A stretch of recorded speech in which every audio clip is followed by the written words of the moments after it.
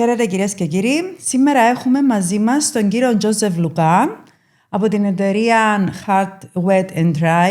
Καλώς όρισες, Τζόζεφ μου. Καλημέρα σας. Να μας πεις λίγα πράγματα για τα καινούργια μηχανήματα που έχεις, για την εταιρεία σου στη Λευκοσία κλπ. Το Heart Wet and Dry ξεκίνησε πολύ πρόσφατα σαν υλοποίηση της ιδέας. Όμως ήταν μια ιδέα η οποία περιτριγυρίζει στο μυαλό μου εδώ και περίπου 4 χρόνια. Okay. Να αναφέρω ότι εγώ, όπως είπες, είμαι από τη Λευκοσία. Τέλειωσα τις σπουδές μου στο Λονδίνο. Έχω πτυχίο στις αθλητικές επιστήμες. Έχω μάστερ στη διατροφολογία με ειδίκευση. Είσαι και διατροφολόγος. Ναι. Να μας πεις και λίγα πράγματα για διατροφή καλό. Βεβαίως. Ναι. Τέλειωσα το πτυχίο μου, όπως είπα, στις αθλητικές επιστήμες του Λονδίνου. Έκανα μάστερ στη διατροφολογία με ειδίκευση πάνω στην αθλητική διατροφολογία. Καθώς επίσης έχω και επιστοποίηση από την κατασκευάστρια εταιρεία των συγκεκριμένου μηχανήματος. Έχω πιστοποίηση για χρήση του συγκεκριμένου μηχανήματος με σκοπό την ενδυνάμωση των μειών του πυελικού εδάφους. Okay. Η εμσέλα, που είναι ουσιαστικά η καρέκλα η οποία χρησιμοποιούμε για τις θεραπείες μας, κατασκευάζεται από μια εταιρεία η οποία κατασκευάζει ιατρικά μηχανήματα εδώ και 35 χρόνια και έχει πιστοποίηση και από την Ευρωπαϊκή Ένωση, δηλαδή το Medical C που λέμε σαν ιατρικό μηχάνημα. Καθώς επίσης έχει πιστοποίηση και από το Αμερικάνικο Οργανισμό Υγείας για θεραπεία σε 3 ίδια κράτη ασφαλού. Άρα, είπα αρχικά το πρώτο κομμάτι που αναβαίνεις, το οποίο έχει να κάνει με την ακράτεια νουρών και άντρες και γυναίκες.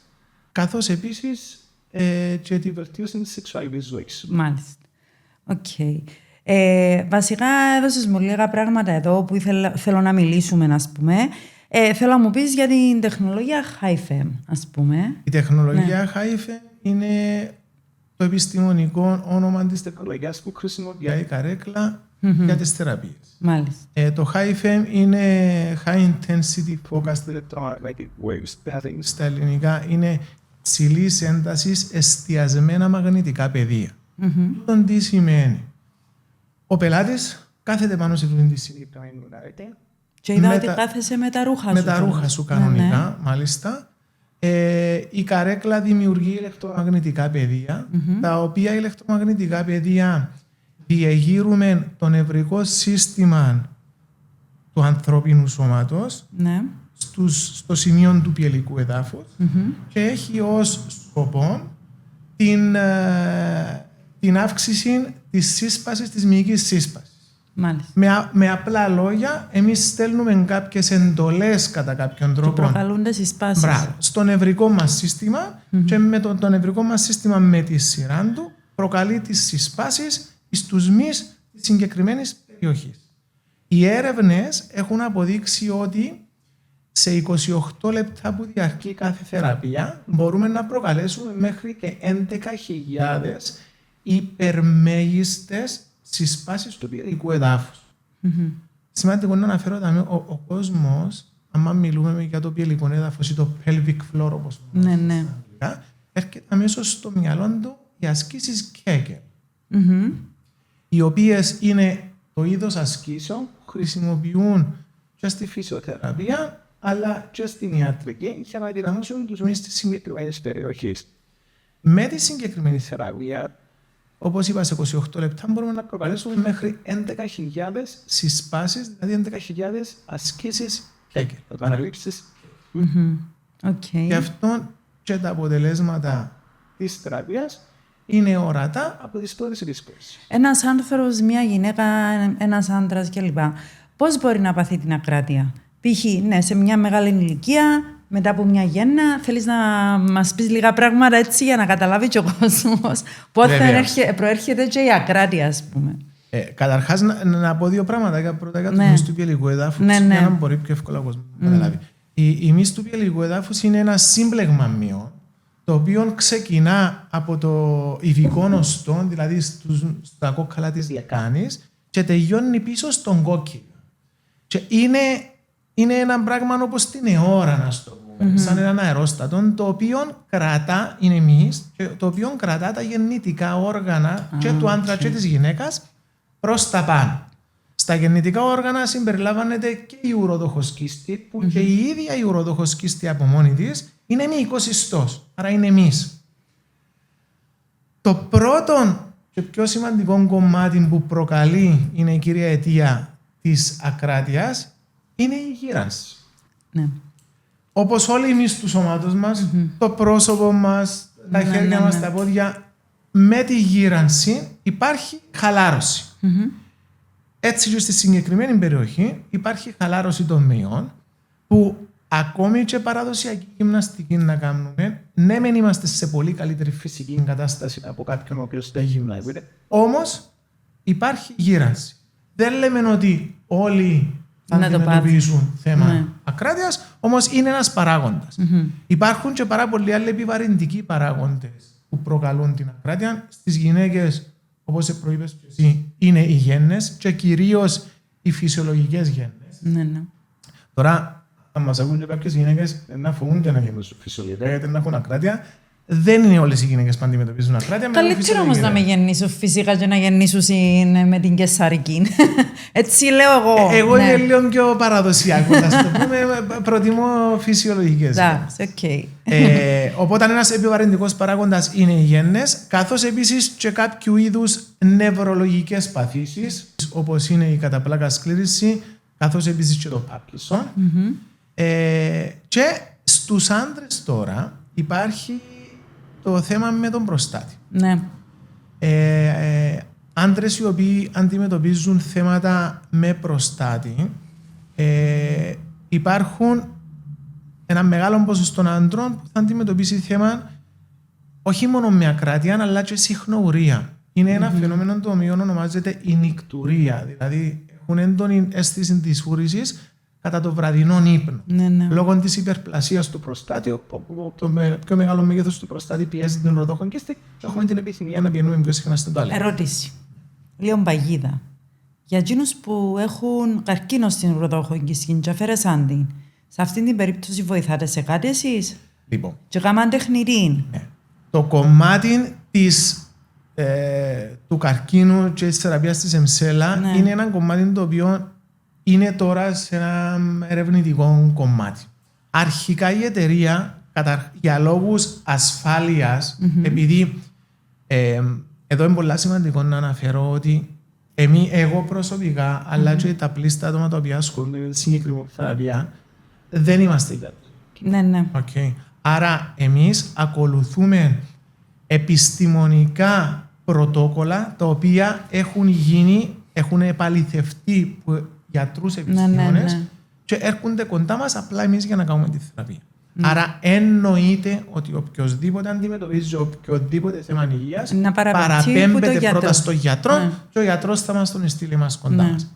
Το κομμάτι τώρα του καρκίνου είναι ένα τεράστιο κομμάτι το οποίο εμείς προσωπικά πιστεύουμε ότι έχει τεράστια θέση η συγκεκριμένη. Να μιλήσω για το κομμάτι του γυναικείου καρκίνου και μετά να πω και στον αντρικό καρκίνο. Βεβαίως. Οι γυναίκες οι οποίες έχουν περάσει οποιοδήποτε είδος γυναικολογικού καρκίνου, στην Κύπρο απαγορεύεται η χρήση ορμονοθεραπείας για να αντιμετωπίσουν τα συμπτώματα της πρόωρης εμεινόπαυσης. Δηλαδή. Και όμως χρησιμοποιούν όμως. Δεν δικαιούνται να χρησιμοποιούν ιστρογόνα για να μειώσουν τα συμπτώματα της πρόωρης εμεινόπαυσης. Άρα αντιμετωπίζουν σοβαρά θέματα με ξηρότητα στον κόλπο, σοβαρά θέματα με ακράτεια σούρων, τα οποία μειώνουν, όπως είπαμε και στην αρχή, την ποιότητα ζωής του γυναίκας. Δηλαδή έχουν επώδυνη σεξουαλική επαφή με αποτέλεσμα να αποτραβιούνται από τη σεξουαλική επαφή λόγω της ξηρότητας του κόλπου, δεν έχουν καλή αίσθηση κατά τη διάρκεια της σεξουαλικής επαφής, καθώς επίσης και έχουν σοβαρό θέμα με την ακράτεια. Η συγκεκριμένη θεραπεία έχει αποδειχτεί βάσει ερευνών, μιλούμε πάντα με επιστημονικές έρευνες, ότι θεραπεύει 3 διαφορετικά είδη ακράτεια σούρ. Είναι η ακράτεια, το stress urinary incontinence όπως ονομάζεται, δηλαδή όταν φτερνιζόμαστε ή όταν φεύγει μας λίγο ή όταν έχουμε πήχαν ή όταν σηκώσουμε κάτι βαρετό. Το άλλο είδος ακράτειας το οποίο θεραπεύει είναι το urge, δηλαδή είναι η επιθυμία. Πολλά συχνά, ακόμα και πολλά νεαρές κοπέλες, ακούεις να λένε ότι να προγραμματίσω το ταξίδι μου που είναι να έχει τουαλέτες για να σταματήσω γιατί δεν αντέχω να τα κράτω. Τούτον είναι έναν είδος ακράτειας και πολλές φορές μπορεί να μην προλάβουν καν να πάνε στην τουαλέτα, να πρώτα τους φύγουν κάποιες σταγόνες. Και το πιο συχνό είδος ακράτειας είναι ο συνδυασμός των δύο. Okay. Στους άντρες τώρα, άτομα τα οποία αντιμετωπίζουν, άτομα τα οποία αντιμετωπίζουν πρόβλημα με καρκίνο και χρειάζεται να γίνει προστατεκτομή, δηλαδή να αφαιρεθεί ο προστάτης. Ναι.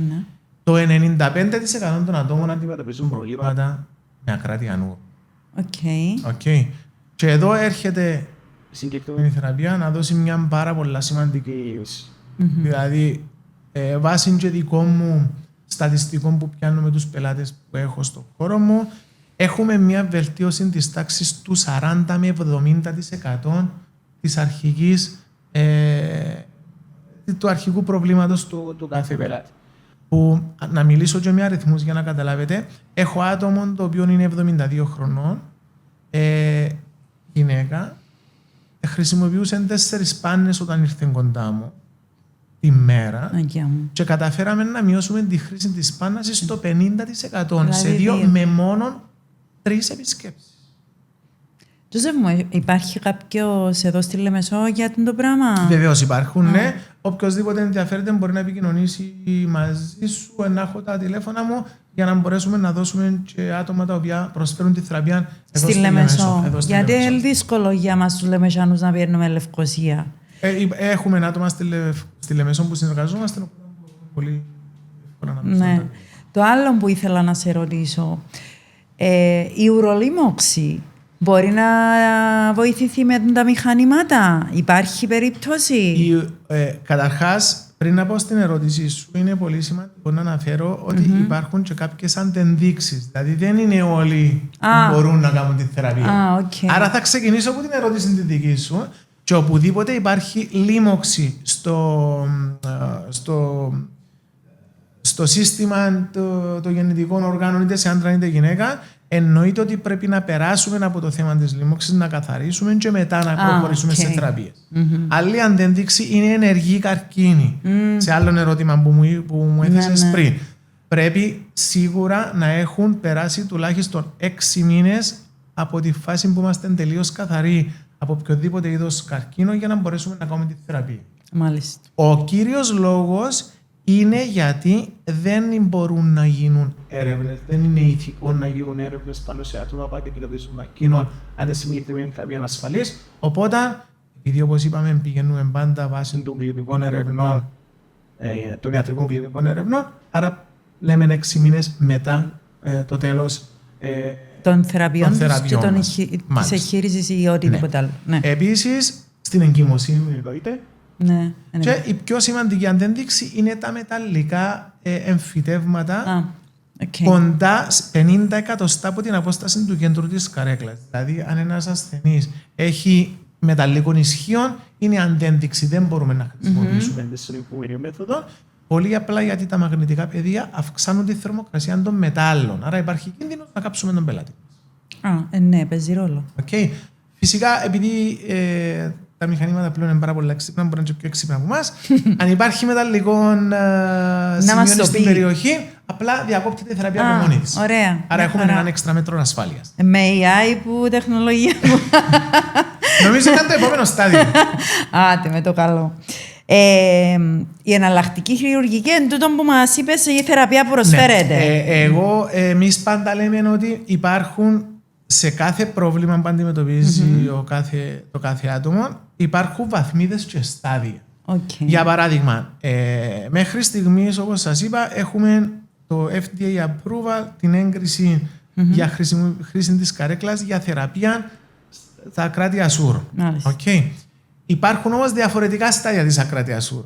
Αν ο γιατρός κρίνει ότι το στάδιο το οποίο βρίσκεται ο ασθενής είναι μη ανατρέψιμο, τότε εννοείται ότι η επεμβατική χειρουργική είναι η μόνη λύση. Ναι, ναι. Το ίδιο συμβαίνει και στο θέμα της πτώσης της μήτρας.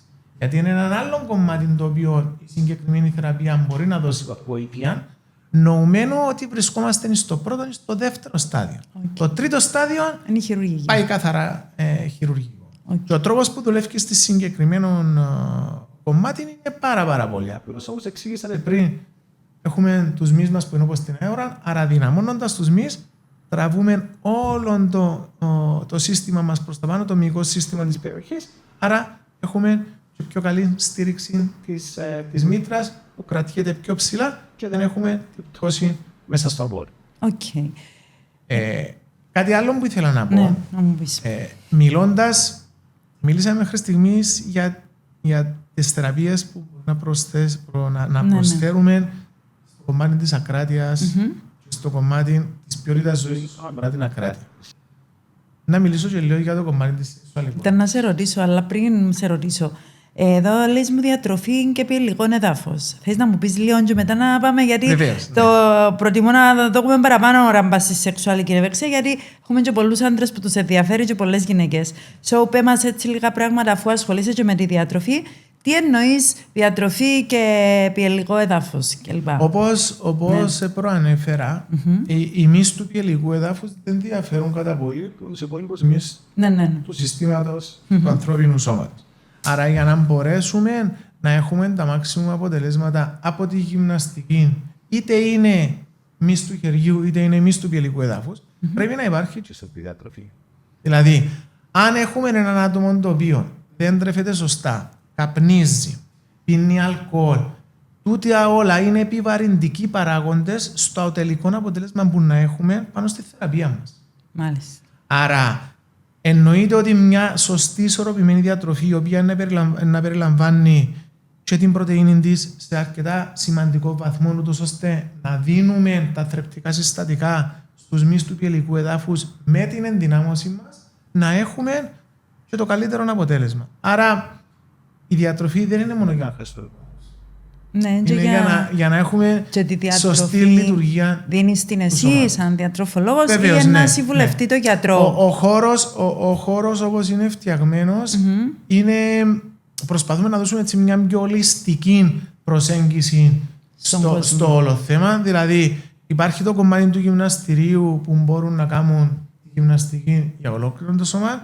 Υπάρχει η διατροφική καθοδήγηση που μπορεί να τους βοηθήσει και στο κομμάτι της υγείας, αν έχουν και οποιοδήποτε άλλο πρόβλημα υγείας, μπορούμε να δώσουμε οδηγίες. Ταυτόχρονα μπαίνουμε και στο κομμάτι της ενδυνάμωσης του ποιελικού εδάφους, όταν έτσι διούμε έναν πιο ολιστικό.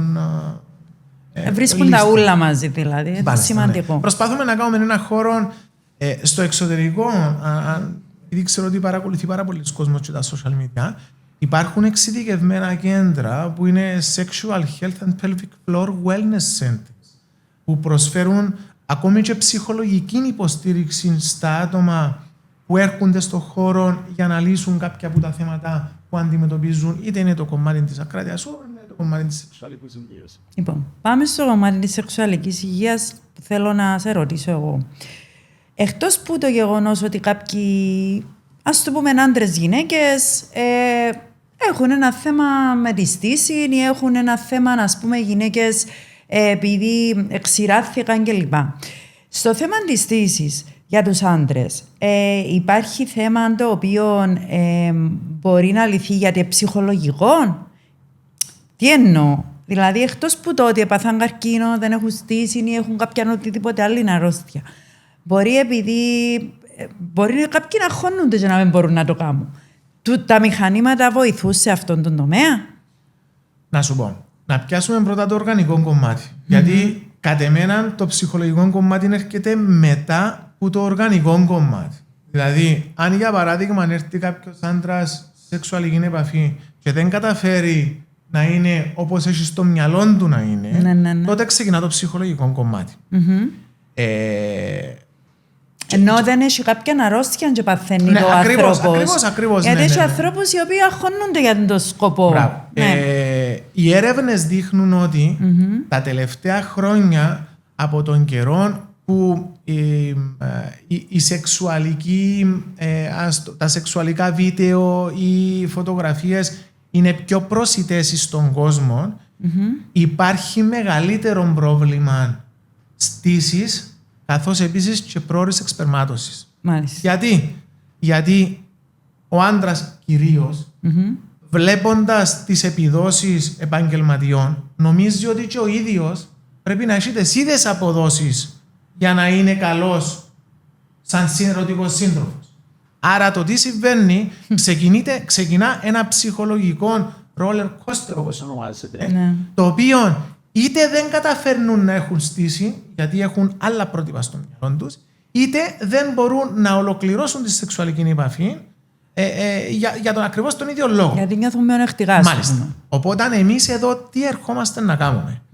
Το ψυχολογικό κομμάτι είναι εντελώς ξεχωριστό που χρήζει εννοείται βοήθειας του επαγγελματία. Τώρα, όσον αφορά το οργανικό κομμάτι, εμείς τι κάνουμε.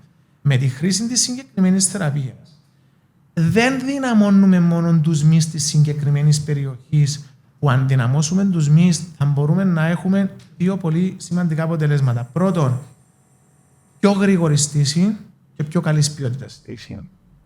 Καθώς επίσης και μεγαλύτερον έλεγχο. Άρα μπορούμε με τη συγκεκριμένη θεραπεία, και υπάρχουν έρευνες που τα αποδεικνύουν, δημοσιευμένες σε επιστημονικά περιοδικά, ότι μπορούν να έχουν καλύτερον έλεγχο και της εξπερμάτωσης. Άρα μειώνουμε και το πρόβλημα της πρόορης εξπερμάτωσης. Που ένα κομμάτι που εκπληκτικό, και επαναλαμβάνω ότι συμβαίνει κυρίως σε νεαρά άτομα. Σε πολύ νεαρά άτομα. Τώρα, στο κομμάτι το οργανικό τώρα, αν για παράδειγμα κάποιος άντρας έχει κάνει προστατεκτομή ή έχει περάσει σε μια φάση της ζωής του που είναι η γύρανση, όπως είπαμε, που είναι φυσικό επακόλουθο να αδυνατούν οι μυς της περιοχής, δουλεύουμε τη συγκεκριμένη περιοχή και βελτιώνουμε τρία σημαντικά κομμάτια. Το πρώτο είναι η νευρομυϊκή προσαρμογή, δηλαδή κάνουμε κατά κάποιον τρόπο μια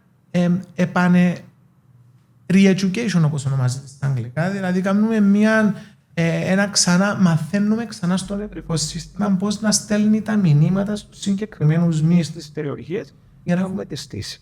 Άρα δουλεύουμε στο νευρολογικό κομμάτι.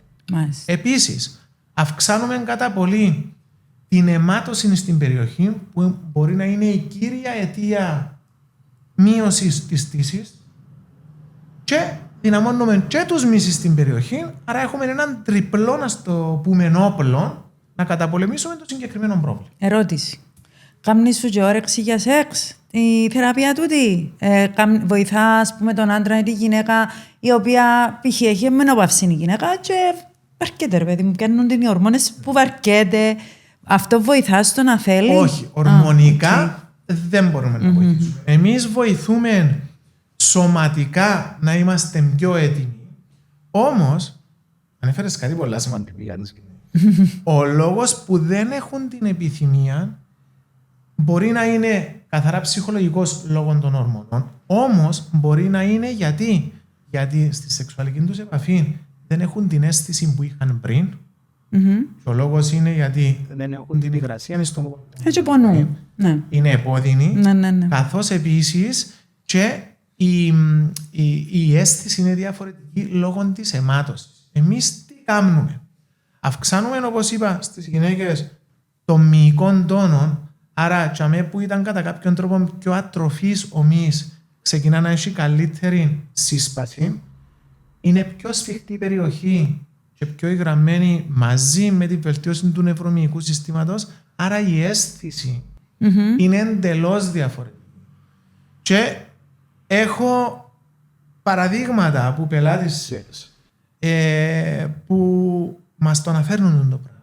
Ότι ακόμη και από την πρώτη θεραπεία, μάλιστα έχω και κάποιο μήνυμα που μου έστειλε μια πελάτησά μου, και να είναι αρτημένη και στη σελίδα μας στο Instagram, το οποίο μετά από μια δοκιμή 15 λεπτά η αίσθηση ήταν εντελώς διαφορετική. Και πάρα πολύ σημαντικό να αναφέρω ότι δεν είναι μόνο οι ίδιες οι κοπέλες που το βλέπουν, λέγουν το και οι άντρες τους, ότι είναι διαφορετική η αίσθηση. Ναι, εννοείται. Αν δεν είσαι σε εκείνη την περιοχή υγρή, δεν μπορεί ούτε και ο άντρας να λειτουργήσει. Ναι, και τούτον, άρα με τούτον, αν η αίσθηση είναι εντελώς διαφορετική και έχεις μια ευχάριστη εμπειρία, είναι φυσιολογικό ότι και η επιθυμία επανέρχεται. Αλλά επιμένω ότι αν το θέμα είναι καθαρά ψυχολογικό, τότε χρήζει παρακολούθηση του κάποιον ειδικού. Αυτό βοηθά και στην αυτοπεποίθηση των ανδρών και των γυναικών, ναι. Έτσι μου γράψες μέσα σε μια έτσι ευκαιρία αλλιώντα. Εγώ πάντα οπουδήποτε να μιλήσω τον τελευταίο καιρό που ασχολούμαι με το κομμάτι τούτο, λέω και πολλά σημαντικά πράγματα. Πάντα ξεκινώ τις ομιλίες μου ότι πρέπει να καταλάβετε ότι δεν είσαστε μόνοι σας. Το πράγμα που αντιμετωπίζετε, είτε το κομμάτι της ακράτειας ουρών. Έχει το πάρα πολλοί κόσμος. Απλά ελέους είναι, μιλούν για την νιώθω. Απλά στατιστικά να σου πω, Χριστάλλα μου, ότι περίπου 400 εκατομμύρια κόσμος παγκοσμίως αντιμετωπίζει πρόβλημα ακράτειας ουρών. Απλά όπως είπα και πριν, είναι ένα κομμάτι το οποίο πιο παγιά δεν το ακούεις καθόλου. Δεν ασχολείται κανένας. Δεν ξέρετε η μαμά σου να σου πει ποτέ, ξέρεις, άμα να ψουρίζομαι φεύγει μου. Ποτέ θα το ακούες τούτον πιο παγιά. Άκουσα το. Ωρα μου, τη μάμα μου. Άμα ξεκινήσεις να μιλάς με κόσμο και να καταλάβει ο κόσμος ότι είναι ένα πολλά συχνό φαινόμενο, έχουν στην επιφάνεια πάρα πολύ κόσμο. Γιατί δεν έχουμε τόσες γιαγιούλες που φορούν το πανί τους. Εμένα ο παπάς μου έκαμε εγχείρηση μπροστά του, φορέ μανίν ο άνθρωπος, μέχρι που του έβαλαν τεχνητή κίστη, ας πούμε, κλπ. Εντάξει. Άρα το πρώτο πράγμα που λέω είναι πάντα ότι δεν είσαστε μόνοι. Και το δεύτερο και πιο σημαντικό πράγμα που λέω εγώ είναι ότι εμείς ερχόμαστε εδώ να δώσουμε μια λύση σε δύο προβλήματα τα οποία μπορεί να μην είναι ζωής και θανάτου. Δηλαδή δεν είναι κάτι το οποίο με το να έχεις ακράτεια να χάσεις τη ζωή σου μη κακό, όμως επηρεάζει απίστευτα την ποιότητα την καθημερινότητα σου. Δεν μπορείς να φανταστείς το πώς νιώθουν τα άτομα που βλέπουν βελτίωση. Είναι σαν να ξαναγεννιούνται. Ναι, ρε παιδί. Έχουμε άτομα τα οποία δεν φτιάχνουν από το σπίτι του. Δεν φτιάχνουν από το σπίτι του γιατί νιώθουν μειονεκτικά. Άρα, εθκιό κομμάτια τα οποία υπάρχει πλέον λύση, υπάρχει τρόπος να βελτιώσουμε την ποιότητα ζωής των ανθρώπων και πολύ σημαντικό, μη χειρουργικά, μη επεμβατικά. Μάλιστα. Εδώ λέει μου μετά την καρκινική αποκατάσταση και τα ορμονικά προβλήματα και για την κλινική αξία του ΕΣΜΕΛ ως εναλλακτική λύση, η εναλλακτική στις ορμόνες κλπ. Πες μου έτσι λίγο τι βοήθεια. Αυτό είναι ένα κομμάτι το οποίο των τελευταίων καιρών έχω αρκετές συναντήσεις και συνομιλίες κυρίως με ογκολόγους. Με γιατρούς για να μπορέσουμε να δούμε, βασικά να μου δώσουν τα φώτα τους ήδη υπόνοι ειδικοί, πώς μπορούμε να εντάξουμε τη συγκεκριμένη θεραπεία, καταρχάς αν είναι ασφαλής να μπορεί να ενταχθεί η συγκεκριμένη θεραπεία σαν εναλλακτική της ορμονοθεραπείας για να λύσουμε τα προβλήματα και σε τούτον τον τομέα, σε τούτη την ομάδα ατόμων το οποίο υποφέρουν πάρα πολύ. Γιατί σκεφτείτε έναν άτομο το οποίο να πέρασε ή επέρασε τις χημειοθεραπείες τσιναούλα, να κατάφερε να εγλίτωσε τη ζωή του που είναι το κομμάτι και να έρχεται τώρα και να μειώνεται η ποιότητα ζωής του. Γιατί έχει ακράτεια νουρών και μπορεί να χαρεί τη σεξουαλικότητα του μετά από τσιναούλα που επέρασε. Οπότε αν προσπαθούμε εμείς τώρα με συνεννόηση με πολύ καλούς ειδικούς, ας το πούμε, για να μπορέσουν να μας δώσουν το OK και να δούμε πώς μπορούμε να εντάξουμε τη συγκεκριμένη θεραπεία στο πρωτόκολλο αποκατάστασης μετά από να τελειώσουν τις υπόλοιπες θεραπείες για να μπορούμε να βοηθήσουμε και το κομμάτι των ασθένων. Μάλιστα. Δάμε βλέπω ότι γράφεις για κάποια αντιμετώπιση των παρενεργειών. Πώς βοηθά το ΕΣΜΕΛ, δηλαδή εννοείς μετά από μια κατάσταση καρκίνου, βοηθά το ΕΣΜΕΛ για κάποιες παρενέργειες. Εν τούτον που έλεγα και πριν, ότι οι παρενέργειες που μπορεί να έχουν τα άτομα είναι η ξηρότητα στον κόλπο στις γυναίκες, η ακράτεια, καθώς επίσης και η ακράτεια, το ίδιο συμβαίνει και στους άντρες. Δηλαδή μετά από μια προστατευτομή, το πιο μεγάλο ποσοστό των ατόμων. Εκτός όμως από τον καρκίνο που μπορεί να πάθει η γυναίκα ή ο άντρας, στη γυναίκα υπάρχει και η αμυνόπαυση. Ακριβώς. Δεν είναι μόνο ότι. Άρα βοηθά και σε το κομμάτι. Βεβαίως.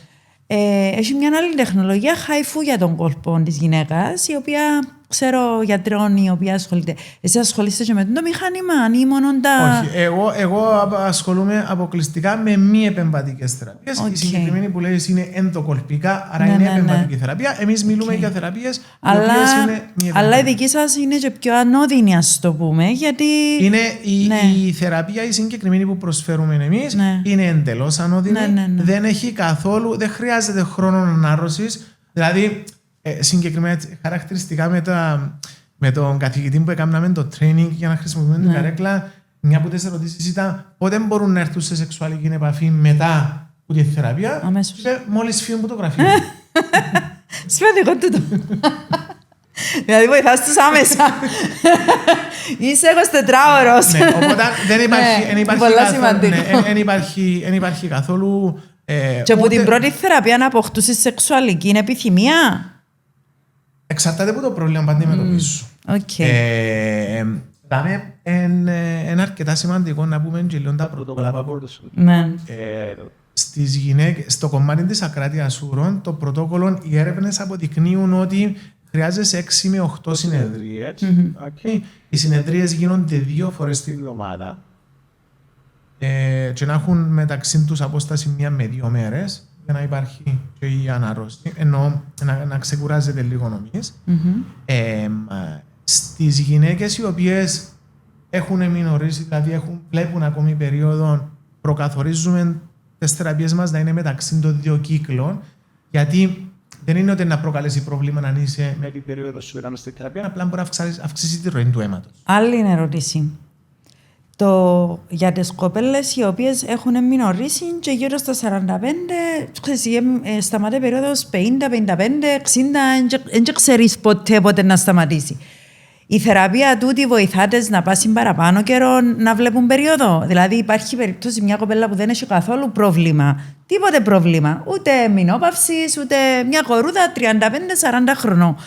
Μπορεί να κάνει τη θεραπεία για να μπορέσει να έχει την περίοδο της παραπάνω καιρό. Δεν έχουμε πάρα πολλά καλή ερώτηση. Έχω την ίδια ερώτηση και για τους άντρες, αν την χρησιμοποιήσουν τη θεραπεία για πρόληψη του καρκίνου. Του προστάτη. Ναι, εννοείται. Δεν έχουμε έρευνες μέχρι στιγμής που να αποδεικνύουν ότι η χρήση της συγκεκριμένης θεραπείας θα τους αυξήσει τα χρόνια της εμεινουρήσης της περίοδου τους. Ούτε ότι θα προλάβουμε τον προστάτη. Όμως, οι έρευνες αποδεικνύουν ότι το υγιές πιελικό έδαφος, βασικά εμείς δυναμώνουμε το πιελικό έδαφος, μπορεί να έχει όφελος μακροχρόνιων και στους άντρες και στις γυναίκες. Άρα απαντώντας την ερώτηση, δεν μπορώ να σου πω ότι ξέρεις, αν κάνεις τη θεραπεία τούτη, να πάει περίοδος άλλο 3 χρόνια για παράδειγμα, ούτε ότι αν κάνεις τη θεραπεία θα αντιμετωπίσεις προβλήματα. Επειδή πάει στο γιατρό και διάσου χάπια για να βλέπεις περίοδο. Γι' αυτό που σε ρώτησα, π.χ. τώρα, έχει γυναίκες οι οποίες σταμάτησαν τους η περίοδος που τα 40, είναι πολλά κρίμα. Και πάει γιατρό και διάτης φάρμακο για να βλέπει περίοδο. Γι' αυτό που το ρώτησα. Δώσες μου μια πάρα πολλά καλή βάση. Ναι. Γιατί που τον καιρό που ασχολήθηκα εγώ, Χριστάλλα, το κομμάτι, έρχονται έχω πάρα πολλά μηνύματα από πάρα πολλοί κόσμο ή ακόμα και πάρα πολλές οργανώσεις, οι οποίες μπορεί για τον πολλοί κόσμο να είναι άγνωστες ακόμα, αλλά δίνουν πάρα πολλά χρήσιμες πληροφορίες. Και συγκεκριμένα υπάρχει μια οργάνωση η οποία ασχολείται με την πρόωρη εμεινόπαυση. Στην Κύπρο και παγκοσμίως, τα τελευταία χρόνια, τα νεαρά κορίτσια βλέπουν πολύ πιο νωρίς περίοδο. Ενώ παλιά έβλεπαν στα 14-15 χρονών, τώρα έχουμε και περιστατικά που 7 με 8 χρονών. Εγώ 16, η κόρη μου 13. Που βλέπουν περίοδο. Άρα, σταματά τους η περίοδος πολλά πιο νωρίς. Άρα έχουμε τη λεγόμενη πρόωρη εμεινόπαυση. Γι' αυτό δηλαδή. Παίζει ρόλο μου το ότι είδες πιο γλύωρα περίοδο στα 7 σου, στα 8 σου, στα 10 σου. Δεν είμαι γιατρός για να μπορέσω να το πω με ακρίβεια, αλλά οι έρευνες λέουν ότι μπορεί να υπάρχει σύνδεση. Οπότε, εμείς ερχόμαστε εδώ όχι για να αυξήσουμε τα χρόνια που να δεις περίοδο, αλλά να αντιμετωπίσουμε τα προβλήματα που φέρνει η πρόωρη εμεινόπαυση για να μπορεί μια κοπέλα 35 χρόνων να έχει φυσιολογική ζωή χωρίς ορμονοθεραπεία. Ναι. Okay. Άρα μπορούμε να δώσουμε λύσεις, όχι στο να παρατείνουμε τα χρόνια που να βλέπει κάποια κοπέλα περίοδο, απλώς να λύσουμε τα προβλήματα που αντιμετωπίζει που φέρνει μαζί της η εμεινόπαυση. Μακάρι να ανακαλυπτεί και υπάρχει που να βοηθά. Ναι, τα τελευταία χρόνια υπάρχει ένα τεράστιο κίνημα εκτός Κύπρου που ευτυχώς μπαίνει και στην Κύπρο τώρα για ευαισθητοποίηση των γυναικών στο κομμάτι της εμεινόπαυσης. Γιατί δεν είναι μόνο η εμεινόπαυση, είναι και η προεμεινόπαυση. Ναι. Που ξεκινούν και τα πρώτα χρόνια πριν, που ξεκινούν τα πρώτα σημάδια. Ναι. Και στην Κύπρο έχουμε πάρα πολλούς εξαίρετους ειδικούς και στο κομμάτι της διατροφής και στο κομμάτι της ιατρικής που ασχολούνται με τον τομέα και δίνουν πάρα πολλά καλές συμβουλές και βοηθούν αρκετόν κόσμο για να αντιμετωπίσει τα προβλήματα. Okay. Το άλλο που θέλω να σε ρωτήσω, η ολιστική προσέγγιση εν τούτο που μου είχες πει ότι διά συμβουλές στον κόσμο ο οποίος έρχεται εκεί στη... Βασικά η ολιστική προσέγγιση σε οποιοδήποτε τομέα που έχει να κάνει με το ανθρώπινο σώμα είναι να χρησιμοποιούμε μη χημικούς και μη επεμβατικούς τρόπους για να λύνουμε κάποια προβλήματα τα οποία προέρχονται στον ανθρώπινο οργανισμό. Οπότε και εμείς εδώ προτείνουμε έναν ολιστικό τρόπο, δηλαδή μη επεμβατικό τρόπο, χωρίς καθόλου φαρμακευτικές ουσίες, χωρίς τίποτε, να λύσουμε τα προβλήματα της ακράτειας όρων και της σεξουαλικής υγείας και σε άνδρες και σε γυναίκες. Μάλιστα. Ένα μήνυμα που θέλεις να δώσεις και σε άνδρες και σε γυναίκες και έτσι να κλείσουμε και να πεις και κάτι που θέλεις εσύ ο ίδιος σου, ρε παιδί μου, για να δώσεις μια συμβουλή ή για να συστηθείς καλύτερα και που μπορούμε να σε βρούμε στη Λευκοσία ή να μας πεις για τη Λεμεσό που έχεις το παράρτημα σου, αν έχεις παράρτημα. Πες μας έτσι λίγα πράγματα, η συμβουλή σου προς το κοινό. Εγώ θέλω να επαναλάβω ότι το θέμα της ακράτειας ούρων και της σεξουαλικότητας δεν είναι κάτι το οποίο αντιμετωπίζουν μόνο μικρή μερίδα κόσμου. Υπάρχει ένα τεράστιο ποσοστό κόσμου που αντιμετωπίζει είτε μικράς μορφής, είτε αρχικά στάδια ακράτειας, είτε πιο σοβαρά, το ίδιο και στο κομμάτι της σεξουαλικότητας. Δεν είναι ντροπή να παραδεχτούμε ότι αντιμετωπίζουμε κάποιο πρόβλημα. Δεν παραδεχτούμε ήδη το πρόβλημα μας, δεν μπορούμε να βρούμε λύση. Και εμείς εδώ είμαστε για να προσφέρουμε και μη επεμβατικές, πλέον υπάρχουν και μη επεμβατικές μεθόδοι για να λύσουμε και να αντιμετωπίσουμε προβλήματα που μέχρι πριν κάποια χρόνια ήταν δύσκολο να αντιμετωπιστώ με μη επεμβατικό τρόπο. Όπως είπα και αρχικά, εγώ εδρεύω Λευκοσία.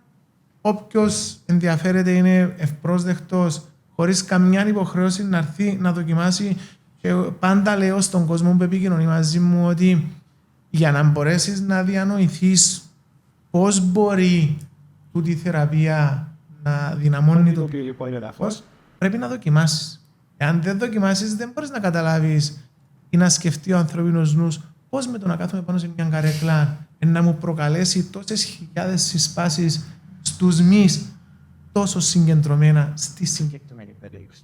Φορείς ρούχα ειδικά ή διάσεσαι τον άνθρωπο έναν κορμάκι ή με τα ρούχα τους κανονικά? Κανονικά τα ρούχα, απλά αποφεύγουμε να είναι πολύ στενά τα ρούχα για να είμαστε άνετοι. Ο ψυχίατρος ή ο ψυχολόγος έστειλε σου ποτέ κάποιον άντρα ή κάποια γυναίκα η οποία είχε σεξουαλική δυσλειτουργία ή άγχος για το θέμα? Να σου πω ότι όταν εγώ ξεκίνησα καταρχάς στο χώρο μου τον Δεκέμβριο, πάρα πολλά πρόσφατα. Ναι. Εγώ είχα στο μυαλό μου ότι το μεγαλύτερο ποσοστό ατόμων που να θεραπεύκουμε θα ήταν γυναίκες.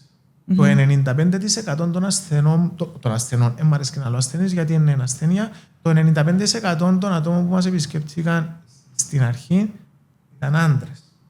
Και το πρόβλημα ποιον ήταν, ψυχολογικό ή ιατρικό? είχα θέμα σεξουαλικό λόγω ιατρικού προβλήματος. Και επειδή είναι τόσο απεγνωσμένος ο κόσμος, μόνο και μόνο που βλέπει μια διαφήμιση, επικοινωνά. Και χαίρομαι...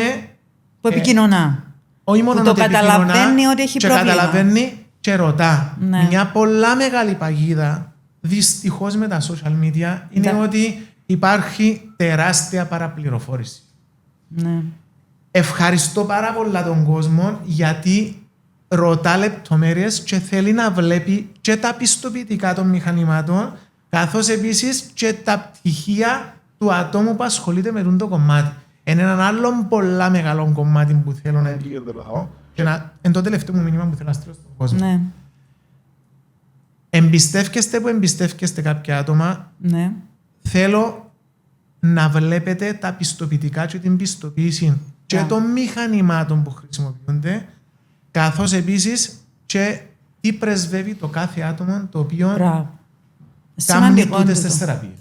Σημαντικό το που λέεις. Εννοείται, γιατί υπάρχουν και οι τσαρλατάνοι, υπάρχουν και κάποια φάρμακα τα οποία κάνουν συγκακό, γιατί έχει άλλους που δίνουν φάρμακα. Δεν θα σε ρωτήσω, διάτσε κάποιες βιταμίνες, υπάρχει περίπτωση να δώσεις κάποιου άντρα, μιας γυναίκας, κάποιες βιταμίνες για να βοηθηθεί το σύστημα. Να σου πω, αν υπάρχει κάποιο θέμα στο κομμάτι της διατροφής που θα μπορεί να βοηθηθεί, τότε μπορώ να βοηθήσω. Αν είναι οποιοδήποτε άλλο θέμα που αντιμετωπίζει, εγώ είμαι κάθετος, πρέπει να παίρνουμε τις υπηρεσίες. Καλά κάνεις, έτσι πρέπει. Το λοιπόν, Τζοζεφ, εγώ χάρηκα πάρα πολύ. Ελπίζω να κάλυψα τις ερωτήσεις που θέλεις να κάνουμε για να μάθει ο κόσμος ορισμένα πράγματα. Αν έχεις κάτι άλλο το οποίο θέλεις να μας πεις, πολύ ευχαρίστως πριν να κλείσουμε να μας το πεις. Και εγώ θέλω να σε ευχαριστήσω για το βήμα που μου έδωσες να μιλήσουμε για τις συγκεκριμένες θεραπείες. Μακάρι να μας δοθεί ευκαιρία και σε άλλους τόπους να μπορέσουμε να μιλήσουμε για τούτο το θέμα που αντιμετωπίζω, όπως είπαμε, πάρα πολύ μεγάλος κόσμος. Και είμαι στη διάθεση οποιοδήποτε είτε θέλει να μας επισκεφτεί, είτε απλά συμβουλευτικά να τον ενημερώσουμε στο σημείο που μπορούμε για οτιδήποτε. Πολύ ευχαρίστως. Τα τηλέφωνα μου τα έχεις όλα, οπότε μπορούμε να τα μοιραστείς με οποιοδήποτε ενδιαφέρει. Εννοείται. Λοιπόν, ευχαριστώ πάρα πολύ. Εγώ ευχαριστώ. Χάρηκα. Καλές επιτυχίες σε ό,τι κάνεις. Να βοηθάς τον κόσμο να γίνεται καλύτερα και στην ψυχολογία του και στην υγεία του. Εγώ λέω πάντως ότι μέχρι στιγμής νιώθω πολλά χαρούμενος γιατί έκανα πάρα πολύ κόσμο χαρούμενο. Μπράβο, σημαντικό το. Και άντρες και γυναίκες. Έτσι είναι η Τζόζεφ. Να είσαι καλά, ευχαριστώ πάρα πολύ. Εγώ ευχαριστώ, να είσαι καλά.